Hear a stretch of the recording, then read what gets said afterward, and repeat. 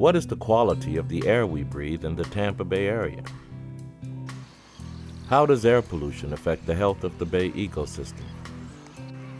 What can we do to better protect our health and our environment?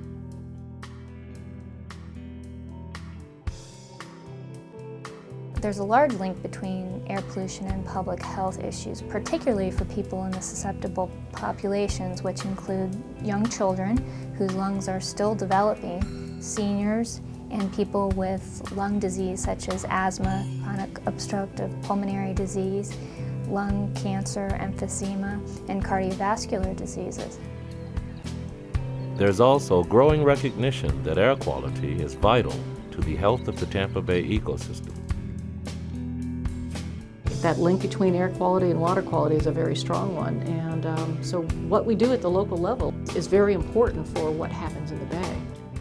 The same major sources of air pollution that affect our health and the health of the Bay happen to be carbon emissions that also imperil our natural environment.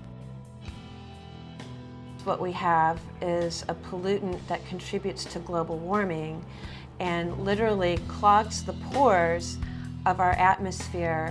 The carbon, it comes from power plants, it comes from cars, it comes from any time we burn a fossil fuel.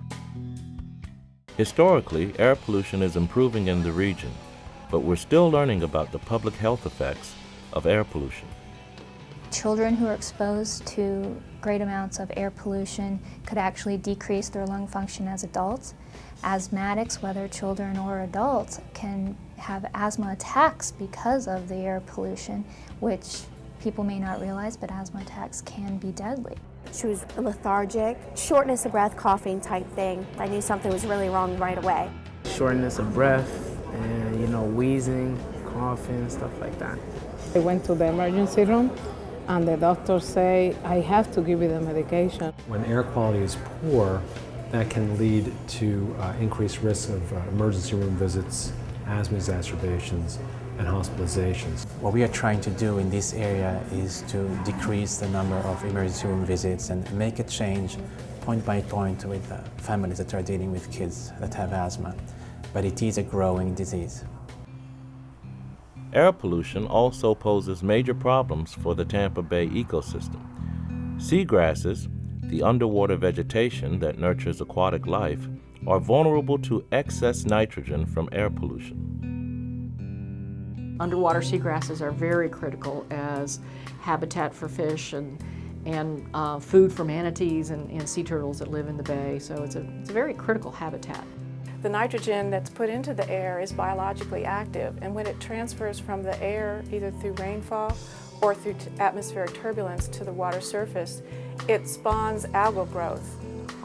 Algae actually blocks light in the water, and the seagrasses retreated from their deeper edges because they just weren't getting enough light.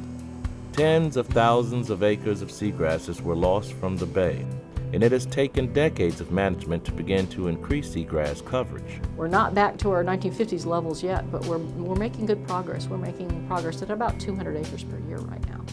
Air pollution does have an effect on the health of the bay, and when you think about it, what goes up eventually will come down. If you count the amount that comes in directly to the water surface and the amount that comes in as stormwater runoff, it can be more than 50% of our total nitrogen load comes from atmospheric deposition. We need to hold the line at the amount of nitrogen coming into the bay at what we are seeing now and have been seeing for about the last 10 years. With population increases in the bay watershed, it's going to be more difficult to do that. Power plants in the Tampa Bay area rely heavily on fossil fuels, oil, gas, and coal. They produce nitrogen and sulfur oxides, sometimes called NOx and SOx. Coal is more polluting in terms of nitrogen than oil, and natural gas is the least polluting with respect to nitrogen because those fuels have lesser and lesser amounts of nitrogen in the fuel. Continuing our dependence on dirty fossil fuels like coal is certainly not the way to go. When you look at it in terms of air quality, when you look at it in terms of mercury pollution and mercury affecting our waters, this affects the fish that eventually make it to our dinner plate, And also when you look at the threat of global warming, coal is clearly a dirty relic of the past. The Tampa Bay region is expected to grow by 2 million people by 2030 and double in population by the year 2050 to over 7 million. Aside from clean cars, this region will need what every other large metropolitan area in the United States has: mass transit. It's impossible to keep building and building roads, and mass transit is the answer. We need to put more of an investment in getting people moved around, not vehicles.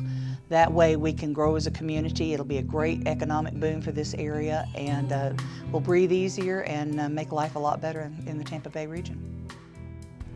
There's a lot of things about clean air policy and clean energy policy. You can get pretty wonky. You can talk a lot of numbers, a lot of statistics, a lot of,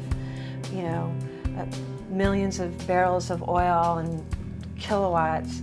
But I think what really comes down to it is that we want to protect the places that we love, and that we want to leave them hopefully better off than we found them for our future generations.